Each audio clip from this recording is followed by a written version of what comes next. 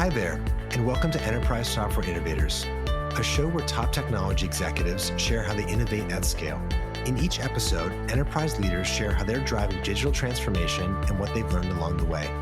I'm Evan Reiser, the CEO and founder of Abnormal Security. And I'm Saam Motamedi, a general partner at Greylock Partners. Today on the show, we're bringing you a conversation with Sigal Zarmi, former CIO of Morgan Stanley. Sigal has decades of experience as an IT executive and has been a CIO at some of the world's largest companies, including General Electric and PricewaterhouseCoopers. Today, she's an advisor at Boston Consulting Group and sits on the board of directors at HashiCorp and ADT. In this conversation, Sigal shares her perspective on building a culture of innovation, the applications of harnessing data in the cloud, and how startups can collaborate with enterprise organizations. All right, well, maybe before we dive in, just thank you so much for taking the time to chat with us. Saam and I have been looking forward to this call. We're just curious people and like learn new things, so just appreciate you making the time. Oh, that's great. Happy to be here. Awesome. Thanks again for joining us. Just to kick off, Sigal, I want to start with your background. You've had a storied career as a CIO, now a board member at some of the world's leading technology companies.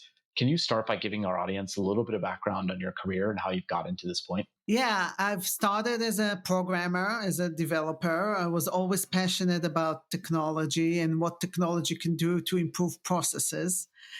And I felt that you can do that as a programmer. And in the old days of client server, everybody who knew how to program can really build programs on a PC and roll them out. And started with an insurance company and rose to be the CIO there. But I think that my career really took off when I joined GE. GE was a wonderful company, a wealth of training and education, a lot of focus on continuous improvement and excellence. And people moved around a lot. So I had the privilege of being in 9 different roles in 18 years and being exposed to so many different things, if it's acquisition integrations, legacy modernization, transformation and innovation, running technology companies, what it means to be in an organization that all of a sudden go through tough times and you need to cut costs, what it means to do a RIF, to hire a lot of people fast, grow globally, outsource, insource. I got to do so many different things at GE.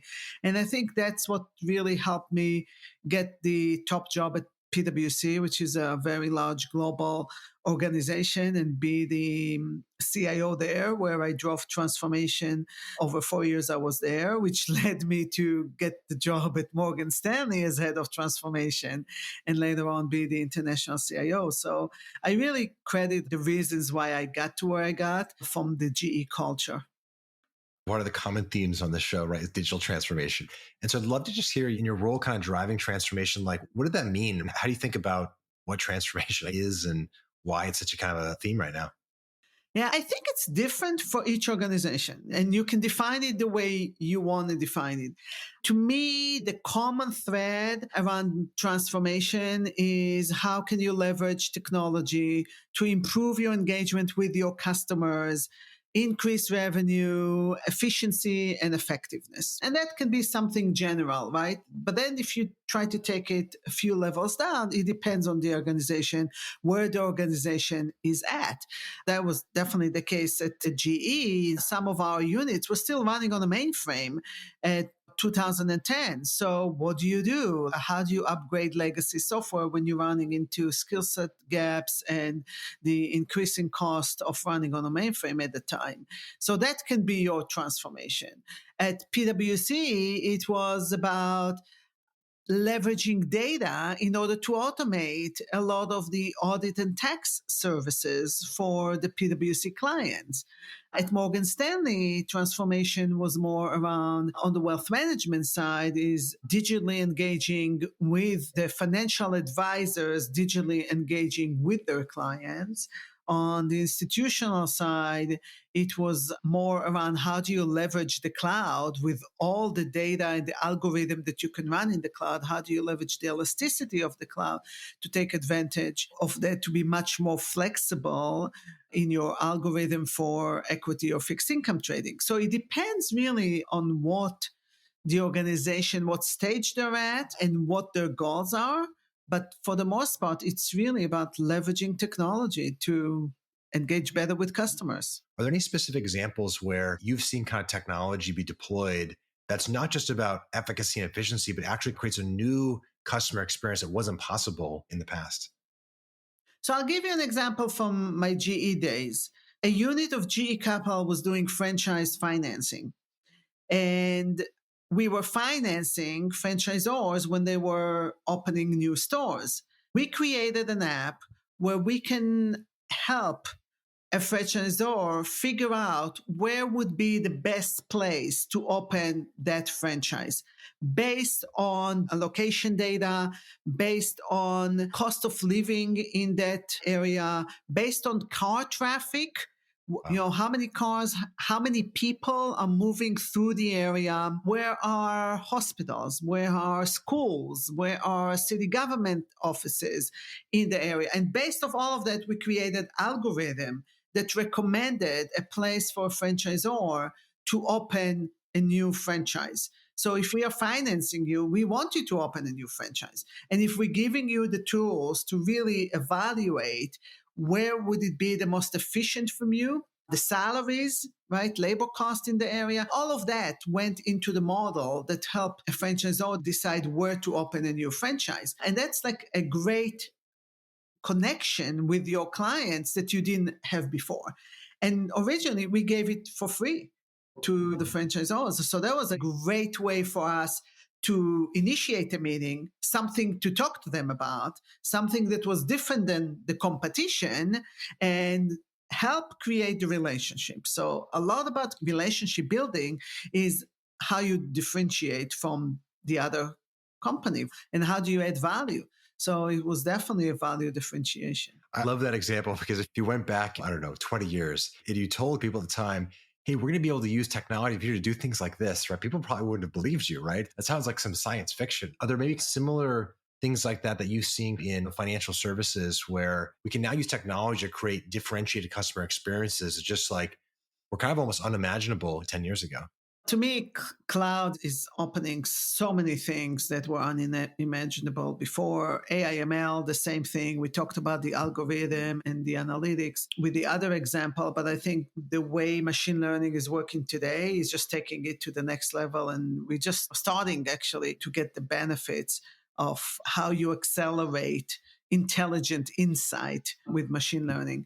But let me give you an example on the cloud. There's a lot of data that is moving around in financial services, right? And it's moving between your clients to you, to your vendors. There's a lot of data feeds and companies are always thinking about how to improve that. And the amount of data is just astonishing. And you can go back and really analyze the stock market, 100 years ago. So the ability to really use big data in the cloud is opening a lot of new ways to engage with your customers, how you move the data around, how you can create places where clients can come and through APIs take that data into their own environment or use any analytical tools that they want on that data in this cloud instance. And that's something that the collaboration with data, I don't think was available 10 years ago to the extent that you can do things today. We had big data warehouses and we had Hadoop 10 years ago and all of that stuff, but it didn't provide the same flexibility and interconnectivity that you have today. And those tools are just getting better, right? It's interesting you talk about being a data-driven enterprise. That's such a common theme that comes up on the show. And yet companies are at different levels of progression towards like actually being data-driven and that materializing in end customer products. What are some of the investments that you can talk about that you've made that kind of, if you reflect back to where you were 10 years ago versus now, actually let you operationalize data inside the context of the enterprise? So at PwC, they look through a lot of data. And same as in financial services, they have data, that financial data and balance sheet and income statement and journal entries, lots of data that goes back on each of the companies that they audit. And what we did is take that data and automate some of the functions of the auditor in a way that enable you to not just do sampling when you do your test, but you can actually run that on full sets of data, and it will give you much more accurate results. So the audit become more bulletproof than what it was before. And that's an amazing example, actually, one that I wasn't aware of. And I think it's a good theme of leveraging historical data sets to automate the work and make more effective, in this case, the auditing workflow. Are there other examples either that exist today or that if we're having this conversation 10 years from now, you feel like we're going to be interacting with in the context of financial services? Definitely on the trading floor, they've been using a lot of algorithm and analytics for a long time, right? That's what electronic trading is all about. It's all powered by the technology, and there are teams of really smart people, all of them are data science degrees, that are creating those models. The tools that are available now, much better, is automating how you get the algorithm. So the learning curve and the startup time to build new algorithm is much faster. MLOps and how you operate those models, the transparency around those models. So if regulators are asking about what went into the model, what data, where the data came from, what have you changed in the model? Show me the version control. Let me know, like, why did you get this results versus that result? So all of those tools are much more developed today than they were in the past. So it takes out a lot of the manual work, and it increased the transparency around the models that are driving trading. Where will it be in 10 years? I don't think we will replace the data scientists. I don't think we will replace the people that are coming up with the algorithm. But we will have more algorithm and they will be more nuanced because it's going to be really easy to test things. What if you don't just take linear regression and test if interest rate is going up? What was going to be the impact? You will be able to take a lot more parameters and see the impact on your data when you think about time series data. So I think it's the richness of the decision making and the speed of the execution is going to increase with better tools. But it's still going to be used for the same reason. And the same reason is, for example, for trading or for engaging with your customers. It's still going to be used for the same reasons. I kind of want to transition to something you actually noted earlier around when you were at GE and just the impact that had from a cultural perspective, and maybe ask a question on how you build team culture to drive innovation. Like you've done this at now several large and defining companies. What are some of the key things you've done from a cultural perspective with your teams that have led to some of these innovative projects and work? Yeah, I think the first thing, if you do want to drive innovation, is really look at the organization values and see where innovation fits in. And then you do need, as a leader, to talk about it. You do need to incentivize people. So when they innovate, they get some rewards. If it is a shout out at a team meeting or an email that goes out to the whole organization or breakfast with the CEO, whatever it might be. But you incentivize people to innovate. And to me, innovation is not just the big idea. It's not just something that is changing the world. Within large, complex organization, it's not about let's create the new product or the big system that we are implementing. It could be around an idea that improve a customer interface. It could be an idea that improve how the team is working together. It could be something small. So what I'm saying is don't just talk about the big innovations. Yes, they're important.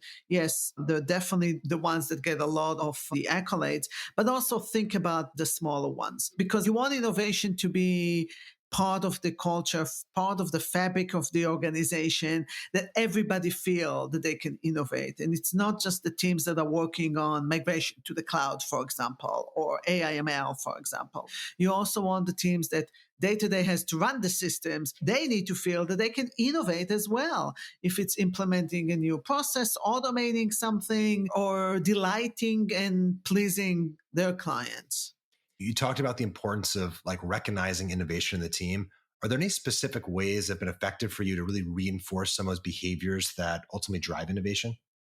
Yeah. So, for example, at Morgan Stanley, we had an innovation office that was designed to accelerate technology experimentation across the company through different programs like design thinking, vendor evaluation, sandboxes testing, POC. We had an innovation challenge where we invited people from all across the company to come up with ideas, and through a Shark Tank process, go through the ideas, and some of them were funded and evaluated. We had a whole innovation presentations and awards. And I think that drove the message that anyone can innovate. And it doesn't matter where the ideas are coming from, that some of them can be business ideas, some of them can be process ideas, some of them can be new products, some of them can just be improving a specific process.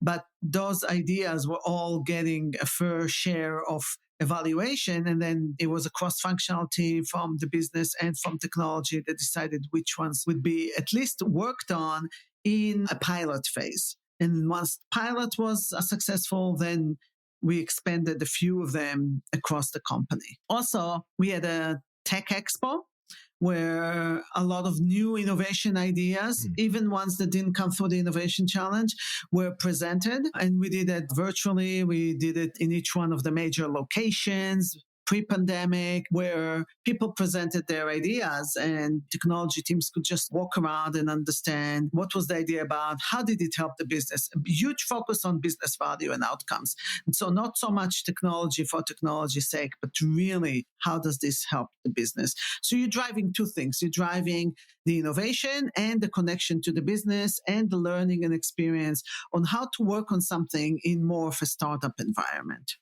Sigal, one of the things that's so interesting about your background is you've been the catalyst for driving innovation on the large enterprise side at some of the world's most important companies. And now, as a board member, you're working with some of the world's most important technology companies, HashiCorp, DataRobot, others. What's been the learning from that kind of transition point as you've brought the context of the journeys at Morgan Stanley and GE to the world of like a HashiCorp or some of the other technology companies you're involved with? So one of the things that I would say is that Morgan Stanley has been working in partnership with technology innovators, VCs, and startups for many years. They started the CTO Innovation Summit on the West Coast in 2001. And the technology teams are evaluating about 1,000 companies every year and working very closely with VCs and investors. So working with the startup community has not been foreign to me. I've been doing that for a while. I've been doing that also when I was at PwC and also at GE when GE had their GE Ventures that was investing in startups. And I think the great thing about this partnership is how do you share and exchange ideas from a complex organization that has a lot of processes to go through just to test the technology to the startups that are moving really fast and wants to be very, very responsive to every customer request. So a big thing for big companies is security, right? And some small companies don't think about security the same way financial services think about security. So that it might be an afterthought for them. So how do you bring the thinking around security regulations, data privacy into small companies in a way that they can make their product much more resilient and attractive to large, complex organizations? So you talked about security, for example. If you're inside the boardroom of an early stage software company who's trying to serve customers like Morgan Stanley, what are 2 or 3 things that you wish you could tell them that would make them more effective? First, it takes a long time to sell to large, complex organizations. Second, focus about security upfront. Make sure that you would know how to answer very complex, in-depth questions around security. Third, make sure that your product answer the customer needs, because sometimes products just answer a niche, they're a feature that is solving a specific problem. But I wouldn't buy something that is just a feature because that might be acquired or developed by a competitor. So would rather go with an incumbent that already I'm using their product and say, how about this feature, as opposed to buy another software. So think about a platform that you're building rather than just a feature.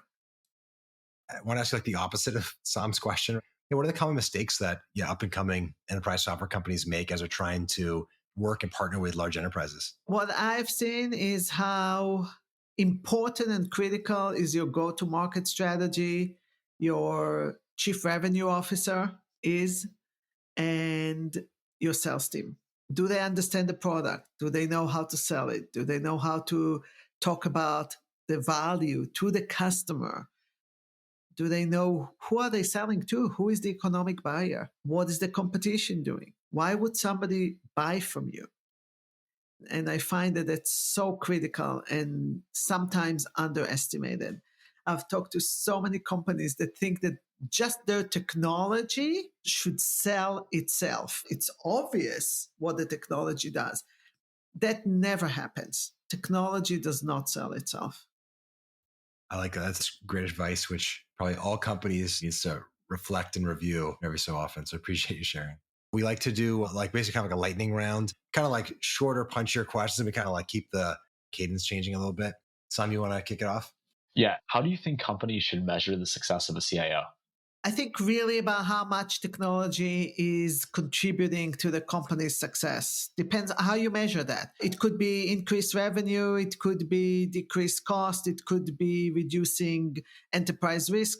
However you measure the CEO, the CFO, and the rest of the leadership team, you should measure the CIO. We've asked that question many times. That was a really clear answer. Yeah. Maybe a slightly similar question. Some of our listeners are aspiring technology executives, and I'm sure some of them are either just got into or moving into a CIO role. Is there a common mistake you see kind of new CIOs make, or maybe things that they underestimate in some way? I think a common mistake is focusing too much inward and not really creating the relationship with your peers and with the business leader. You have to make sure that you don't just focus inward on your team and their deliverables a day to day, but really think about the strategy and how your technology strategy fitting the organization strategy. Maybe a kind of different angle on that question. What part of a CIO's responsibility do you think is most commonly underestimated in its importance? One is how hard it is to keep the systems running and keep the train on the track, if you will. I think it's like electricity. You expect that it's going to be there and you expect your computer to work in the morning, and the amount of time and effort and the budget that requires in order to just keep everything running. I think that's underestimated by business leaders and sometimes some people in technology as well. I'm going to switch a little bit. This is maybe more like the personal side. Is there a book you've read recently that's had an impact on you or maybe an impact on your leadership? So I'm doing an executive coaching certificate through BCG, and I'm actually reading a book called The Psychology of Executive Coaching. Interesting. It's heavy. It's a lot of theory and application. But the interesting thing about this book is that it really highlights how the mental model and mindsets of people are so ingrained in who they are and are so hard to change. So when you are a coach or you are a mentor or you are on a board and you're trying to really influence a company, what's the best ways to get people to open their mind and think about something else they haven't thought about? As a coach, if people are stuck in a specific problem, how do you help them to get unstuck? As a board member, if you talk about the strategy of the company, how do you make sure the CEO is taking into account a broad set of possibilities and incorporate that into the strategy? As you're mentoring someone, how do you make them see around corners and something they haven't thought about? And it's really interesting to understand the psychology behind the person, because that can help you get people from where they are to where they need to be in order to be successful. I never expect to get that answer from this question, but that was really wonderful. Yeah, second that. That was a really good answer. Thank you. Okay, I have 5 more questions, but I know we're out of time. So Sigal, thank you so much for making time to chat with us. Really appreciate chatting with you as always, and looking forward to talking again soon. Glad to be here, and thank you for inviting me. Thanks a lot, Sigal. That was Sigal Zarmi, former CIO of Morgan Stanley. Thanks for listening to the Enterprise Software Innovators podcast. I'm Saam Motamedi, a general partner at Greylock Partners. And I'm Evan Reiser, the CEO and founder of Abnormal Security. Please be sure to subscribe so you never miss an episode. You can find more great lessons from technology leaders and other enterprise software experts at enterprisesoftware.blog. This show is produced by Luke Reiser and Josh Meir. See you next time.